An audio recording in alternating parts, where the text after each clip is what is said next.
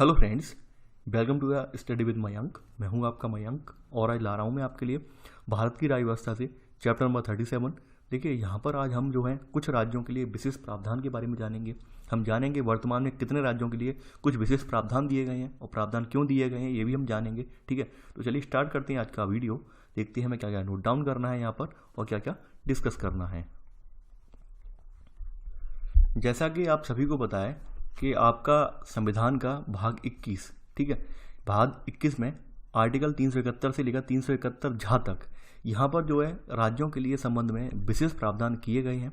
देखिए विशेष प्रावधान रख देने का प्रयोजन क्या होता है कि जब भी किसी नए राज्य का गठन किया जाता है या जब भी कोई नया राज्य बनाया जाता है या फिर कुछ क्षेत्रों को तोड़कर जोड़कर कोई नया राज्य बनाया जाता है तो वहाँ की जनता को आश्वासन देने के लिए या आश्वस्त करने के लिए कि भाई हम फलाना लोगों के लिए ये राज्य बना रहे हैं या ये लोगों को जोड़कर ये राज्य बना रहे हैं, तो आपके लिए आपके लोगों का राज्य होगा, तो आपके लिए कुछ हम विशेष प्रावधान रखेंगे ताकि आपके लोगों को सहूलियत मिल सके। ठीक है, केवल अपने राजनीतिक फायदे के लिए ये प्रावधान वगैरह रखने का जो चलन है वो अपने राजनीतिक फायदे के लिए है। ठीक है, यानी कि ये अभी की परिपाटी नहीं है, जब से संविधान बनकर तैयार हुआ तभी से तब की परिपाटी चली आ रही है कि अपने अपने फायदे के लिए विशेष प्रावधान रखने का जो चलन चलता आ रहा है। ठीक है, अभी हाल में जैसे आपने देखा होगा जम्मू एंड कश्मीर के लिए विशेष प्रावधान जो था खत्म कर दिया गया है। ऐसे ही बाद बाकी जो राज्य हैं, ऐसा नहीं है कि हमारे यहाँ संविधान सभी राज्यों के लिए एक जैसा है। हमारे देश में सभी देश जो है एक जैसा एक ही तरह संविधान जो है कार्यवाही सब जगह एक जैसे चल रही है, ऐसा बिल्कुल भी नहीं है। यानी कुछ राज्यों के जो विशेष प्रावधान मिले हुए हैं वहाँ का कुछ का जो है रूल्स रेगुलेशन जो है उनमें कुछ छूट मिली हुई है उन्हें। ठीक है, तो इस बात का वो फायदा भी उठाते हैं और खास करके पूर्वोत्तर वाले राज्य जो है वहाँ पर कुछ रूल्स रेगुलेशन में ढील भी दी है गवर्नमेंट ने। रीज़न यही था क्योंकि वहाँ पर जो तमाम विद्रोही वगैरह थे, विद्रोही वगैरह की जो है मांगे वगैरह दी या फिर विद्रोहों से बचने के लिए सरकार ने इस तरह के प्रावधान किए ताकि जो है भविष्य में भी भविष्य को सुनिश्चित करते हुए कोई भी घटनाएं घटित ना हो। ठीक है, और आम जन में एक शांति फैली रहे, शांति बनी रहे। ठीक है, तो हम यहाँ पर प्रावधानों की चर्चा कर लेते हैं, कौन कौन से राज्यों में कौन कौन से प्रावधान दिए गए हैं वो उन बातों पर विचार करेंगे इसमें। ठीक है, वैसे ये चैप्टर जो है आपका विशेष प्रावधान वाला प्रीलिम्स के लिहाज से इसका कोई ज़्यादा योगदान नहीं है, यानी प्रीलिम्स में इसका कोई ज़्यादा रोल नहीं है। मेंस में आपको कहीं अब बताने के लिए आ जाता है किस राज्य के लिए क्या प्रावधान दिया गया है तो वहाँ पर जिक्र किया जाता है। प्रीलिम्स में इसका कोई ज़्यादा रोल नहीं है। ठीक है, देखिए यहाँ पर अभी आपका यहाँ पर लिखा भी है इसमें कि इसका उद्देश्य इन राज्यों के पिछड़े इलाकों में रहने वाले लोगों की आवश्यकताओं को पूरा करना या इन राज्यों के जनजातीय लोगों के आर्थिक एवं सांस्कृतिक हितों की रक्षा करना। ठीक है, तो देखिए ये सब आप जानते हैं, ये सब तो कहावतें ही होती हैं कि भाई हम ये लोगों के लिए बना रहे हैं, ये लोगों के लिए बना रहे हैं। हकीकत ये होती है सब अपने राजनीतिक फायदे के लिए बनाए जाते हैं। ठीक है, क्योंकि राजनीतिक फायदे का मतलब ये होता है भाई वोट बैंक तैयार होगा हमारा। हकीकत यही है, वर्तमान अगर परिपाटी देखें तो हकीकत यही होती है, वोट बैंक के उद्देश्य से सब कुछ प्रावधान किए जाते हैं। हम आपके लिए ये छूट देंगे, हम आपको ये देंगे, हम आपको फ्री में या मुफ्त में ये देंगे। ठीक है, आप हमारे लिए ये कीजिए, तो ये सब आप ऑलरेडी बातें जानते हैं। तो सबसे पहले चलिए बात कर लेते हैं आपका अभी वर्तमान में जो है यहाँ पर आपके 12 राज्य हैं। ठीक है, यानी अभी आपके 12 राज्यों के लिए ऐसा प्रावधान दिया गया है आई थिंक। यानी कि आपके अगर मैं गिनूँ, महाराष्ट्र गुजरात सेकंड है, नागालैंड थर्ड, असम चौथा, मणिपुर पाँचवा, छठवां आंध्र, सातवां तेलंगाना, आठवां सिक्किम, नौवां मिजोरम, 10वां अरुणाचल और 11 कर्नाटक और 12वां गोवा। ठीक है, तो अभी यहाँ पर 12 राज्य हैं, तो 12 राज्यों के लिए यहाँ पर ये विशेष प्रावधान का प्रचलन चल रहा है। ठीक है, तो इसमें सबसे पहले देखते हैं यहाँ पर आपके लिए महाराष्ट्र और गुजरात के लिए प्रावधान। जैसा कि आप सभी को पता होगा कि जब मैंने आपको अध्याय नंबर 5 पढ़ाया था, अध्याय नंबर यानी संघ और इसका क्षेत्र पढ़ाया था, तो आपको याद होगा कि मैंने आपको भारतीय क्षेत्रों के बारे में बताया था कि हमारे देश में पहले से मौजूद कितने भारतीय क्षेत्र थे। तो 1956 में हमारे यहाँ हमारे देश में 14 राज्य थे, यानी 1956 में हमारे यहाँ 14 स्टेट थे। ठीक है, जिनमें जो संघ शासित प्रदेश थे 6 संघ शासित प्रदेश थे, यानी यूनियन टेरिटरीज कितने थे, 6 थे। ठीक है, तो जो गुजरात, महाराष्ट्र और गुजरात थे, इनका पहले सम्मिलित रूप से नाम जो था बम्बई था, बॉम्बे या बम्बई राज्य के नाम से जाना जाता था ये पूरा। ठीक है, बॉम्बे या बम्बई के नाम से पूरा जाना जाता था। फिर क्या हुआ यहाँ पर 1956 के बाद 1960 में क्या हुआ यहाँ पर 1960 में पहुँचकर यहाँ पर द्विभाषी राज्य के आधार पर, यानी चूंकि महाराष्ट्र मराठियों का था, गुजरात जो है गुजराती बोलने वालों का था, तो द्विभाषी राज्य का सिद्धांत पहले ही पड़ चुका था। यानी द्विभाषी राष्ट्र यानी कि जो द्विभाषा के आधार पर राज्य के निर्माण की जो है प्रचलन पहले ही हो चुका था। आंध्र प्रदेश का निर्माण तेलुगु भाषियों के आधार पर हो चुका था, तो इस वजह से यहाँ पर ही डिमांड वही उठी कि भाई क्यों ना जो हमारा राज्य अलग अलग कर दिया जाए, महाराष्ट्र वाला अलग कर दिया जाए पोर्शन, गुजरात वाला पोर्शन गुजरातियों के लिए कर दिया जाए। ठीक है, तो फिर 1960 के दशक में क्या हुआ यहाँ पर 1960 में कि यहाँ पर द्विभाषी राष्ट्र के आधार पर महाराष्ट्र मराठी भाषी लोगों के लिए और गुजरात जो है जो है ये ऐसे करके, यानी महाराष्ट्र तो ऑलरेडी बम्बई बना हुआ था, तो महाराष्ट्र का तो 14वें का 14वां ही रहा ये, ठीक है महाराष्ट्र तो। वहीं गुजरात जो है 15वें राज्य के रूप में बनकर उभरा, यानी ये 15वां राज्य बनकर उभरा, ठीक है। तो यहाँ पर फिर कुछ विशेष प्रावधान रखे गए दोनों राज्यों के लिए। तो यहाँ पे आर्टिकल 371 राष्ट्रपति को ये प्राधिकरण करता है कि वह महाराष्ट्र और गुजरात के राज्यपालों को कुछ विशेष शक्तियाँ दें। जैसे महाराष्ट्र का कुछ रीजन है, जैसे विदर्भ वाला रीजन है, ये एक सूखाग्रस्त इलाका है, यानी कि आप जानते हो वृष्टि छाया प्रदेश में आता है, ठीक है। कुछ मराठवाड़ा वाले इलाके हैं, ठीक है। तो यहाँ पर कुछ शेष महाराष्ट्र में, मतलब कोई महाराष्ट्र के कुछ और रीजन है जहाँ पर मतलब बहुत ज़्यादा दयनीय दशा थी, तो यहाँ के लिए कुछ विशेष प्रावधान रखने का प्रोविज़न किया गया इसके तहत, ठीक है। वहीं गुजरात की बात कर लें तो गुजरात में आपका सौराष्ट्र कच्छ वाला इंडिया क्षेत्र है, इसके लिए पृथक विकास बोर्डों की स्थापना करने का यहाँ पे उठाया गया मुद्दा, ठीक है। तो ये प्राधिकृत किया गया है, यानी राष्ट्रपति ये अधिकार देता है राज्यपालों को कि विदर्भ महाराष्ट्र और यानी विदर्भ मराठवाड़ा और महाराष्ट्र के कुछ बचे हुए इलाके हैं, इनके लिए पृथक विकास बोर्डों की स्थापना की जाए। वहीं गुजरात के संदर्भ में सौराष्ट्र कच्छ और इनके लिए जो है पृथक विकास बोर्डों की स्थापना की जाए, ठीक है। तो ये तो थी महाराष्ट्र और गुजरात के संदर्भ में, ठीक है। अब चलिए यहाँ पे अगला देखते हैं। देखिए बात बाकी हमें कुछ यहाँ पे लिखना ज़्यादा नहीं है, बस समझना है। यहाँ पे हम एक बार थोड़ा रिकैप करेंगे कब कौन सा बना है। नागालैंड की बात कर लेते हैं। देखिए नागालैंड जो राज्य है, नागालैंड राज्य का जो गठन हुआ है, इसका गठन 1963 में किया गया था। 1963 में इसका फॉर्मेशन हुआ है, ठीक है, 1963 में हुआ है। और 1963 में नागा पहाड़ियों और असम के बाहर के त्वेनसांग क्षेत्र, यानी असम के बाहर का एक क्षेत्र था त्वेनसांग, ठीक है। तो त्वेनसांग क्षेत्रों को मिलाकर नागालैंड राज्य का यहाँ पे गठन किया गया और इसे जो है 16वें राज्य का दर्जा दिया गया। 16वें राज्य का इसे जो है दर्जा मिला इसे, ठीक है। और नागालैंड के जो उस समय नागा आंदोलनकारी थे, इनको संतुष्ट करने के लिए यहाँ पर इसे कुछ प्रावधान रखे गए इसमें, ठीक है। तो यहाँ पे कौन कौन से प्रावधान है उनकी चर्चा कर लेते हैं नागालैंड के संदर्भ में, ठीक है। देखिए पहली बात तो ये है यहाँ पर आर्टिकल 376 का, ठीक है, का खा का मैं नहीं लिखवाऊंगा, यहाँ पे ए कर दे रहा हूँ, का मतलब ए होता है, ठीक है। 376 बोल रहा हूँ, 371 इसके अंतर्गत क्या है, नागालैंड राज्य के लिए कुछ प्रावधान है, जैसे कि संसद यहाँ पर निम्न मामलों में निम्न मामलों के संबंध में बनाया गया अधिनियम तब तक नागालैंड पर लागू नहीं होगा जब तक राज्य विधानसभा इसका अनुमोदन नहीं करते।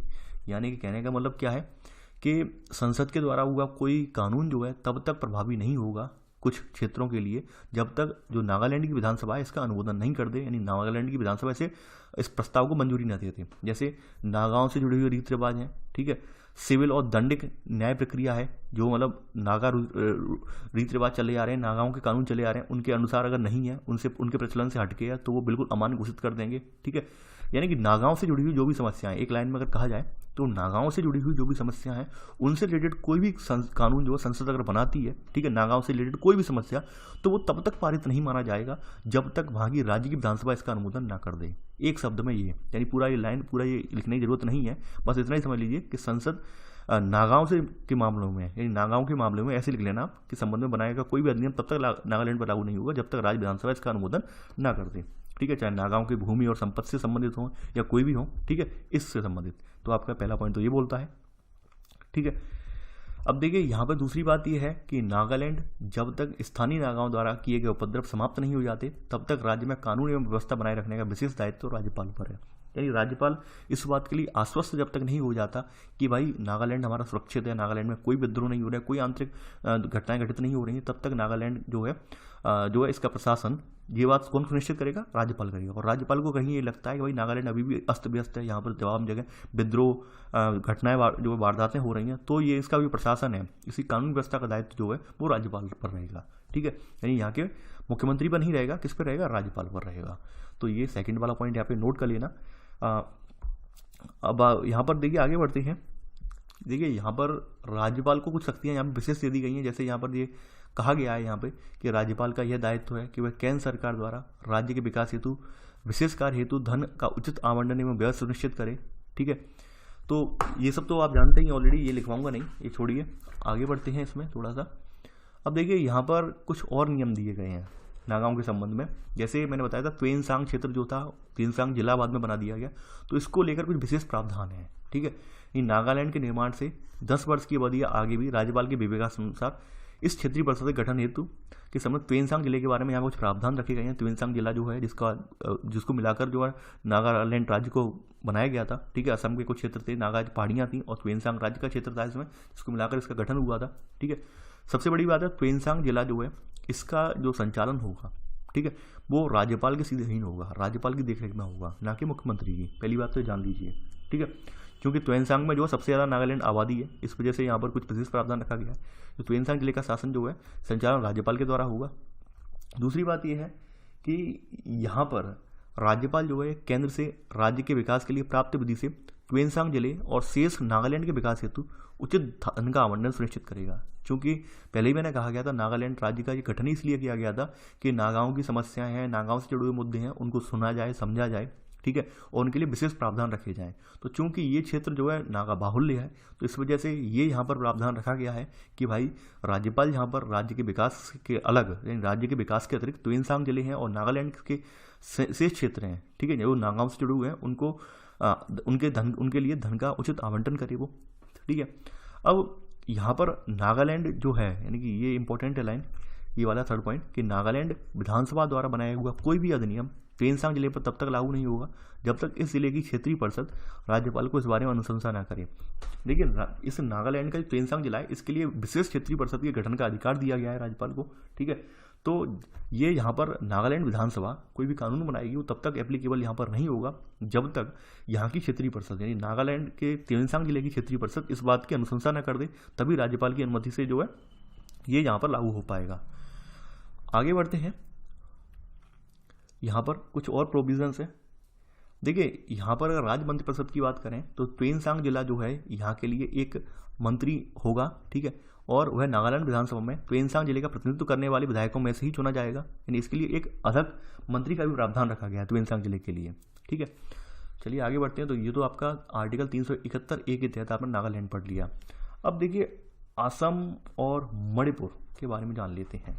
देखिए असम राज्य जो था वो पहले से ही था हमारा, 1956 का जो भारतीय क्षेत्र था उसमें असम पहले से था 14 राज्यों की श्रेणी में, ठीक है। तो मणिपुर यानी असम के लिए यहाँ पर आर्टिकल 371B, 371 खा की जगह बी, ठीक है। तो आर्टिकल 371B के अंतर्गत असम का राज्यपाल राज्य विधानसभा के जनजातीय क्षेत्रों से चुने गए सदस्यों के लिए जिन्हें वो उचित समझे वहाँ पर समिति का गठन करने का अधिकार है इसके तहत, ठीक है। ये असम के लिए है। अब देखिए बात करते हैं मणिपुर की, मणिपुर राज्य की बात करते हैं। देखिए मणिपुर जो राज्य है, ठीक है, 1972 में ये पूर्वोत्तर भारत में ये मणिपुर राज्य अस्तित्व में आया है। और आप जानते होंगे नेफा, नॉर्थर्न ईस्टर्न फ्रंटियर एसोसिएशन, ठीक है। तो यहाँ पर जो नेफा से यहाँ पर यानी यहाँ पर दो केंद्र शासित, यानी कि यहाँ पर 1972 पूर्वोत्तर जो प्रदेश था यहाँ पर एक परिवर्तन किया गया जिसके तहत दो केंद्र शासित प्रदेश मणिपुर और त्रिपुरा और उपराज्य मेघालय को राज्य का दर्जा दिया गया। यानी यहाँ पर दो जो केंद्र शासित प्रदेश थे मणिपुर और त्रिपुरा, पहले से जो 1956 का जो क्षेत्र था उसके तहत ये केंद्र शासित प्रदेश थे और बाद में इन्हें जो है राज्य का दर्जा दिया गया है। जिसके संदर्भ में यहाँ पर जो मणिपुर राज्य बना है, मणिपुर आपका भारत का 19वां राज्य बना है, ठीक है। मणिपुर भारत का 19वां राज्य बना है, ये याद रखना, ठीक है। और ये परिवर्तन कब हुए हैं, ये 1972 में बना है, 1972 में बनाया गया है, ठीक है। तो यहाँ पर मणिपुर से संबंधित कुछ प्रावधान रखे गए हैं वो भी देख लेते हैं। ये रखे गए हैं 371C में, ठीक है, गा से मतलब 371C, आर्टिकल 371C में कुछ मणिपुर राज्य से जुड़े हुए प्रावधान रखे गए हैं, उन प्रावधानों का जिक्र कर लेते हैं। देखिए यहाँ पर यानी राष्ट्रपति, यानी सबसे बड़ी बात यह है यहाँ पर राष्ट्रपति को अधिकार है, ठीक है। यानी राष्ट्रपति को यह अधिकार है कि यदि वह चाहे तो राज्य के पहाड़ी क्षेत्रों में मणिपुर विधानसभा के लिए चुने गए सदस्यों से एक समिति का गठन कर सकता है। ये राष्ट्रपति को अधिकार यहाँ पर दिया गया है, राज्यपाल को नहीं, राष्ट्रपति को, ठीक है। राष्ट्रपति इस समिति का जो उचित कार्य संचालन है इसके लिए दायित्व जो है वो राज्यपाल को भी सौंप सकता है, लेकिन हाथ में किसके, राष्ट्रपति के है, ठीक है, ना कि राज्यपाल के। राष्ट्रपति जो है राज्यपाल को उत्तरदायित्व सौंप सकता है, लेकिन राज्यपाल को अधिकार नहीं है कि उनका गठन करे एक समिति का, ठीक है, ये ध्यान रखना। दूसरी बात यह है देखिए ये राज्यपाल जो है राज्य के जो पहाड़ी क्षेत्र हैं इनके प्रशासन के संबंध में प्रतिवर्ष राष्ट्रपति को प्रतिवेदन भेजेगा, बताएगा भाई क्या क्या दशा है, यहाँ क्या कंडीशन चल रही है यहाँ की विकास की, ठीक है, इसके बारे में यहाँ प्रावधान किया गया है। तो यहाँ पर ये देखिए पहला वाला पॉइंट, और ये बहुत इंपॉर्टेंट है क्योंकि यहाँ का जो पूरा प्रशासन है, पूरा यहाँ पर समिति का गठन करने का अधिकार है वो किसको है, राष्ट्रपति को है, ना कि राज्यपाल को, ठीक है। राज्यपाल को तो उत्तरदायित्व सौंपेगा वो कौन, राष्ट्रपति। ये आप ध्यान रखना यहाँ पर, क्योंकि ऐसा प्रोविज़न क्यों किया गया। यहाँ पर एक तो संख्या कम है और पहले से एक संघ शासित प्रदेश था, यूनियन टेरिटरीज था। तो यूनियन टेरिटरीज होने की वजह से यहाँ पे इन्होंने राज्य तो बना दिया, अब संख्या इतनी है नहीं भाई, इतना बहुमत तो है नहीं। मान लीजिए जो लोग भी वहाँ मौजूद हैं उनमें से आप सब लोग जानते हैं कि कभी वोटिंग होती है तो वोटिंग में मात्र 50 से 60% लोग ही वोट डालते हैं, मुश्किल से, कहीं नहीं 70% तक ग्राफ पहुँच जाए, इससे ज़्यादा एवरेज से ज़्यादा वोटिंग नहीं होती है। तो ऐसे में छोटे से राज्य में से कुछ चुने हुए लोग जो हैं भाई वोट डाल आते हैं, बाद बाकी लोग वोट डालने नहीं जाते हैं, और ऐसे लोग आके बैठ गए जो बिल्कुल ही वहाँ के जो मणिपुर राज्य के जनजातीय क्षेत्रों का हित नहीं चाहते होंगे। तो यकीन मानिए मणिपुर राज्य के जो गठन का जो सवाल था वो तो बिल्कुल व्यर्थ चला जाएगा। मणिपुर राज्य से जो सरकार ने आश्वासन किया था कि भाई हम आपके जनजातीय इलाकों की सुरक्षा करेंगे, जनजातीय राज्यों के लिए विशेष प्रावधान रखेंगे, वो सब व्यर्थ में चले जाएंगे। तो वो सब चीज़ें व्यर्थ में न जाएँ, इसके लिए यहाँ पर अधिकार राष्ट्रपति को अधिकृत किया गया है आर्टिकल 371C के तहत। ठीक है, तो आपने यहाँ पे नोट कर लेना। चलिए अब बात करते हैं आंध्र प्रदेश और तेलंगाना। ठीक है, आंध्र प्रदेश और तेलंगाना राज्य की बात कर लेते हैं यहाँ पर आपका। ठीक है,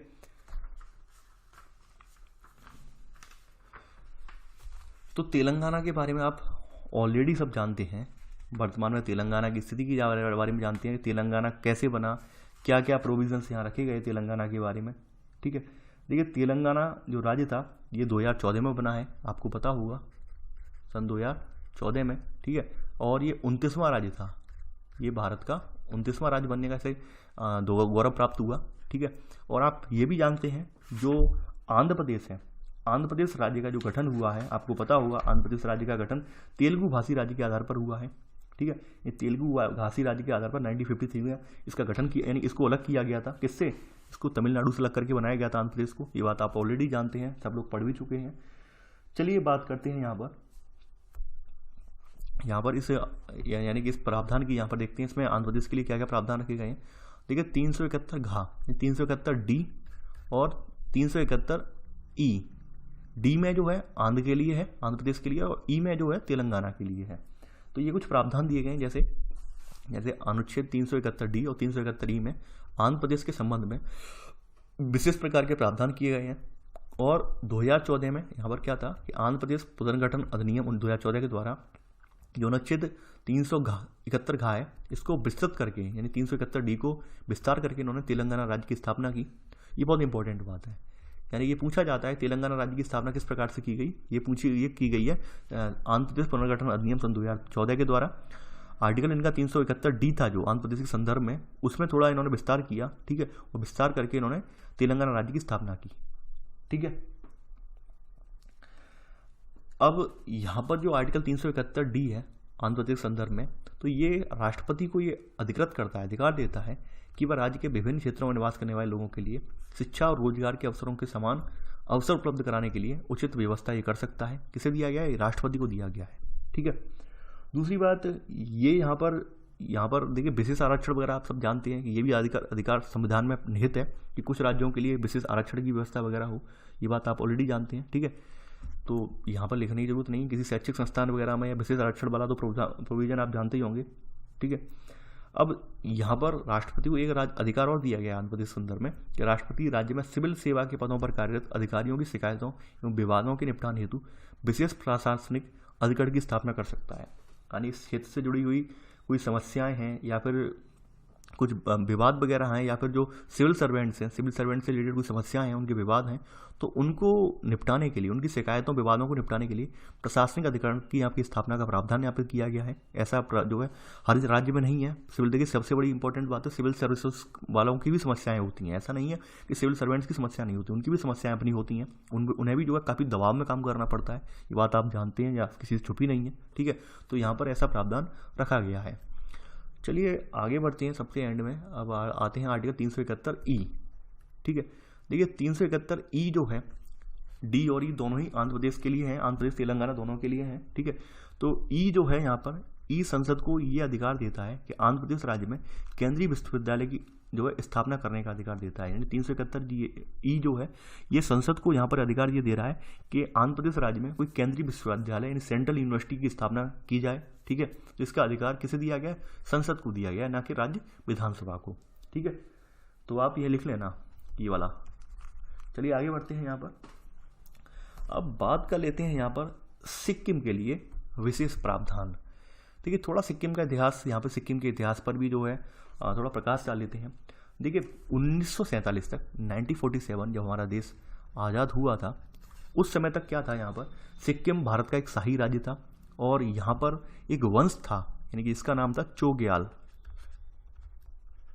ठीक है, चोग्याल वंश का शासन था। ठीक है, और यहाँ पर 1947 में जैसे ही ब्रिटिश भारत का जो स्वतंत्रता मिल गई ब्रिटिश को, यानी सॉरी भारत को ब्रिटिश राज्य से स्वतंत्रता मिल गई, वैसे ही ये राज्य भी जो था भारत के अधीन आ गया था। यानी कि यहाँ के तमाम जो रक्षा विदेश मामले थे ये सब उत्तरदायित्व भारत सरकार के अधीन आ गया और चोग्याल वंश बना रहा यहाँ पे। फिर भी जो सारी समस्याएं थी कौन, भारत के प्रतिनिधि में देखी जाती रहीं। ठीक है, फिर एंड में आते आते इसे भी लगने लगा कि अगर हम अकेले रहेंगे तो अकेले हम पर कोई आक्रमण कर सकता है, कोई हम पे हमला करके हमें घेर भी सकता है। इसमें सबसे बढ़िया ये सोचा कि भाई अब क्यों ना भारत में विलय कर लें, तो वो फिर पूरी तरह से ऐसे सशक्त हो जाएंगे, यानी हम तो भारत का ऐसे ही बन जाएंगे। तो ऐसे करके 1974 में सिक्किम ने अपनी इस प्रकार से इच्छा व्यक्त की कि भाई हमें भी अब भारत में शामिल कर लिया जाए। तो यहाँ पर 35वें राज्य का जो दर्जा था, यानी कि यहाँ पर 35वें राज्य यानी 35वां संविधान संशोधन जो था 1974 में लागू किया गया। ठीक है, इसके द्वारा सिक्किम को एक संविधान संबद्ध राज्य का दर्जा दिया गया। ठीक है, यहाँ पे 35वें संविधान संशोधन के द्वारा। ठीक है, तो यहाँ पर कब बना है 1974 में। ठीक है, 1974 में बना है ये राज्य, 1974 में बना है। और कौन सा राज्य बना है ये, ठीक है, ये 35वां राज्य बनने का इसे जो दर्जा प्राप्त हुआ है, 35वां राज्य बनने का दर्जा प्राप्त हुआ है। ठीक है, यानी इसे 35वां संविधान संशोधन हुआ, 35वां मैं बोल रहा हूँ, उल्टा बोल रहा हूँ, 22वां राज्य बनने का दर्जा प्राप्त हुआ। 35वां संविधान संशोधन था 1974 में, 35वां संविधान संशोधन के जरिए सिक्किम को शामिल किया गया है और ये 22वां राज्य बना है।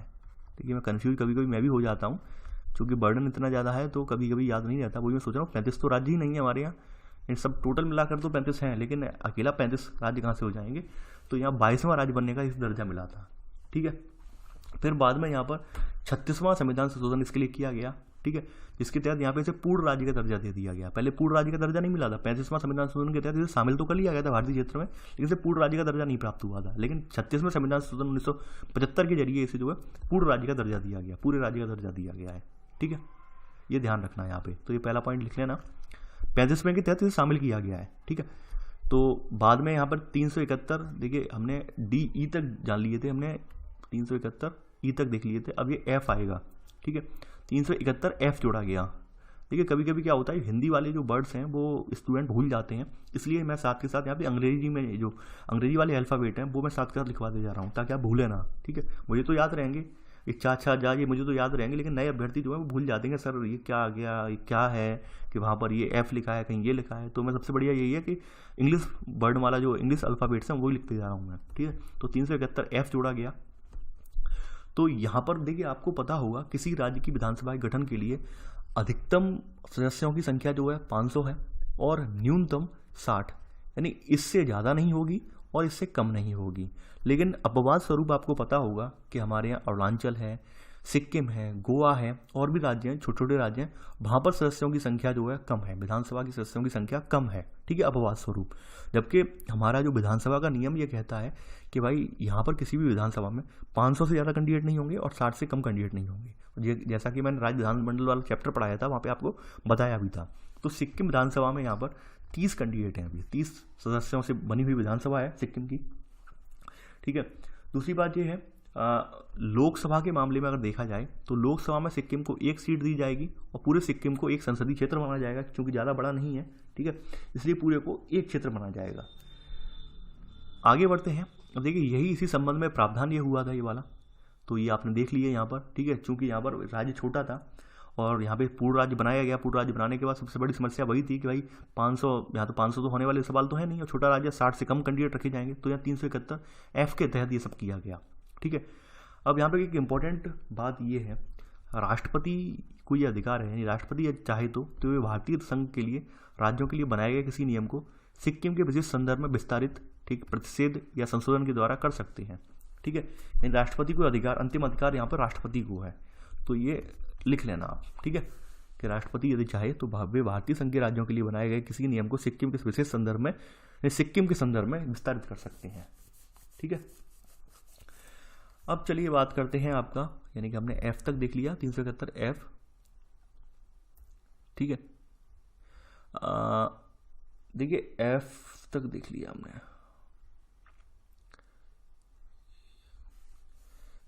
अब देखिए यहाँ पे मिजोरम आ गया, ठीक है। देखिए मिजोरम जो राज्य था हमारा, ये 23वां राज्य बना है, ठीक है। और ये 23वां राज्य 1987 में बना है 23वां राज्य, ये आप ध्यान रखना यहाँ पर।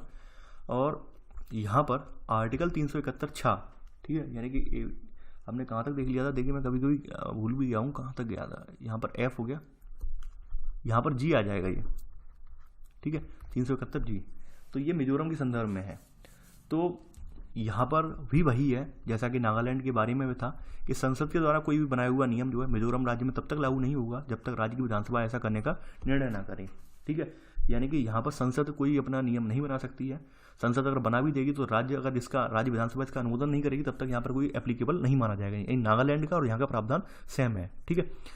बस यहाँ पे थोड़ा सा डिफरेंस ये है कि भाई यहाँ की राज्य विधानसभा की जो सीटें हैं वो कम है। कम कितनी है? वो 40 हैं, ठीक है। जैसा कि मैंने बताया था न्यूनतम संख्या कितनी चाहिए राज्य विधानमंडल यानी विधानसभा बनने के लिए 60, लेकिन यहाँ पर कितनी है? 40 सीटें हैं। तो ये जो है 371 आपका जो आर्टिकल था 371 जी, इसके तहत पॉसिबल हो पाया है। ये मिजोरम विधानसभा में कम से कम 40 कैंडिडेट होंगे, ठीक है। बात कर लेते हैं आपके अरुणाचल के लिए। देखिए अरुणाचल जो था ये 24वां राज्य बना, ठीक है, यानी कि 24वां राज्य बना अरुणाचल और 25वां बना जो राज्य बना है वो बना है गोवा। देखिए ये बने हैं 1987 में, 1987 में, ठीक है। यानी कि जो ये राज्य बने हैं आपका जो यहाँ पे मैंने बताया कौन कौन सा, अरुणाचल प्रदेश और गोवा, ठीक है। ये 1987 में 24वां अरुणाचल और 25वां जो है गोवा राज्य बना है। तो यहाँ पर आर्टिकल 371 जे जा, ठीक है। अब देखिए एच आएगा इसके लिए 371 एच, ये अरुणाचल प्रदेश के लिए कुछ विशेष प्रावधान करता है। जैसे क्या क्या प्रावधान है वो भी हम देख लेते हैं। देखिए ये यहाँ पर प्रावधान ये है यहाँ पे अरुणाचल के लिए कि अरुणाचल प्रदेश के राज्यपाल पर कानून एवं व्यवस्था की स्थापना करने का विशेष दायित्व है, ठीक है। देखिए आपने देखा था, आप यहाँ पे कैटेगराइज कर लेना। कुछ राज्य जो थे यहाँ पर राष्ट्रपति के अधीन थे, राष्ट्रपति को विशेष अधिकार दिया गया था। जैसे आसाम के बारे में, आसाम मणिपुर के बारे में, असम बोल रहा हूँ मैं, मणिपुर के बारे में दिया गया था, ठीक है। आंध्र प्रदेश तेलंगाना के लिए बारे में दिया गया था, ठीक है। तो उसी प्रकार से यहाँ पर भी, ठीक है, यहाँ पर भी अरुणाचल प्रदेश के जो कानून व्यवस्था का दायित्व है, ठीक है, वो राज्यपाल के हाथ में दिया गया है, राष्ट्रपति के हाथ में नहीं दिया गया है, ध्यान रखना, ठीक है। आगे बढ़ते हैं यहाँ पर। देखिए यहाँ पर भी वही है, अरुणाचल प्रदेश विधानसभा में कम से कम 30 सदस्य होंगे। सबसे बड़ी बात यह है कि कम थी विधानसभा के सदस्य पूरे नहीं हो रहे थे, तो इस वजह से आर्टिकल यहाँ पे विशेष प्रावधान रखा गया जिसके तहत अरुणाचल प्रदेश को पूर्ण राज्य का दर्जा मिल सके, ठीक है। अब बात करते हैं गोवा। जैसा कि सबको पता है 25वां राज्य 1987 में गठन हुआ है। तो यहाँ पर भी वही समस्या है कि यहाँ पर कैंडिडेट पूरे नहीं हो रहे हैं और राज्य विधानसभा का नियम ये कहता है न्यूनतम 60 अधिकतम 500। तो यहाँ पर भी 30 कैंडिडेट रखे गए हैं। तो इसके लिए हमने 371, कौन सा हमने आर्टिकल हुआ एच था, अब यहाँ पे आई है, ये 371 आई, ठीक है। 371 आई के तहत हमने गोवा के लिए विशेष प्रावधान रखा। अब देखिए यहाँ पर जैसे किताब में था, किताब में अब तक तो हिंदी वर्ड चला है, तो हिंदी वर्ड के बाद यहाँ पे यहाँ आता है ऐसे करके एक सब आता, हिंदी वर्डमाला का अक्षर आता। तो उन्होंने ये शब्द सबको याद नहीं रहता है, इस वजह से इन्होंने जे रख दिया डायरेक्ट, यानी आई के बाद सीधा जे रख दिया यहाँ पे साफ साफ, ठीक है। लक्ष्मीकांत वाली किताब वालों ने। ये कर्नाटक के लिए प्रावधान है, कर्नाटक के लिए भी मिला हुआ है, आर्टिकल 371 जे के तहत मिला हुआ है प्रावधान है। अब देखिए कर्नाटक जो राज्य था, पहले इसका राज्य जो था का नाम जो था वो था मैसूर नाम था। और 1973 में, यानी 1973 में इसका नाम जो था कर्नाटक किया गया। 1973 में इसका नाम जो बदलकर जो है यहाँ पे कर्नाटक किया गया है, ये आप ध्यान रखना।